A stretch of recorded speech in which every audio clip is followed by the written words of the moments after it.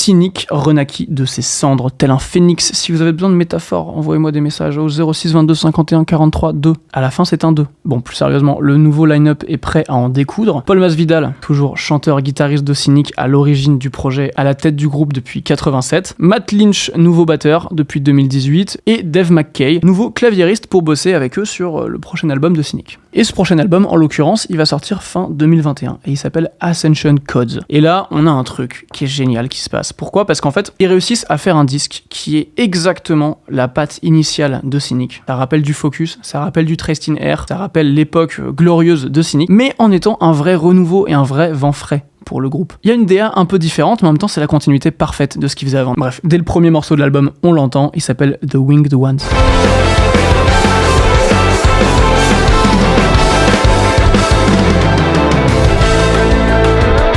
Donc voilà, pour moi cet album est une réussite absolue, et d'ailleurs les influences jazz, on va les avoir toujours dans ce disque. Déjà parce que Matt Lynch, il a des grooves très orientés jazz, lui aussi il a bossé le jazz fusion, puis même il avait bossé du Sean Reinert en fait. Vu qu'il est un peu plus jeune, il avait grandi en écoutant ce qu'il avait fait dans Cynic à l'époque, dans les années 90 et tout, donc c'est vraiment la suite spirituelle qu'il fallait. Aux guitares, on a toujours ce rapport aux accords enrichis et aux progressions harmoniques un peu plus jazz, majeures, ouvertes, modulation, etc. Et puis évidemment, il y a aussi beaucoup de longues plages de solos, mais des solos façon jazz, des solos longs, prennent le temps de se construire avec un peu d'interplay et sûrement beaucoup d'improvisation.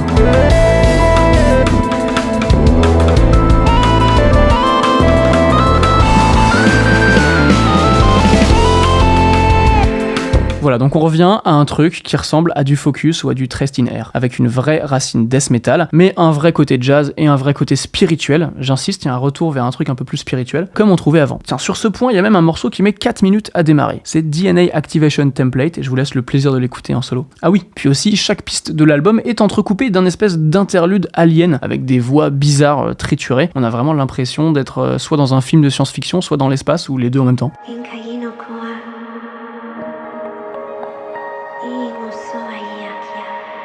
Donc voilà, bref. Ascension Codes, 4e album du groupe en 35 ans d'existence. Petit palmarès en termes de quantité, mais quand on connaît toute l'histoire du groupe, ce qu'il a traversé humainement, musicalement, etc., on comprend mieux pourquoi c'est pas la folie en termes de sortie. Mais c'est loin d'être grave parce qu'il y a vraiment cette attention portée à la qualité plus que sur la quantité dans Cynic. Et vraiment, je trouve qu'entre Focus, Traced in Air et Ascension Codes, on a vraiment 3 disques qui sont pierre angulaire de l'histoire du groupe. Bon, on a peut-être l'impression d'avoir beaucoup parlé de Cynic, mais sachez que j'ai pas parlé de plein de trucs. Sean Malone et Sean Reinert, ils avaient plein de projets en parallèle. Je pense notamment à Gordian Knot, qui est à l'origine de Sean Malone, qu'il faut absolument aller écouter si vous voulez un peu rentrer vraiment dans la personnalité de ce mec. Puis il y a Paul Masvidal aussi, dont on n'a pas parlé du projet solo. Projet très spirituel à sa manière, mais plus folk, chanson, plus acoustique, etc. C'est vraiment sublime, je vous invite à aller écouter ça. Bref, on s'est cantonné à parler de Cynic en eux-mêmes, parce que voilà, c'était un des groupes très importants de cette scène de Floride, comme Death, Athéiste et tout, qui a vraiment participé lui aussi à mélanger jazz et metal, donc j'espère que vous avez kiffé.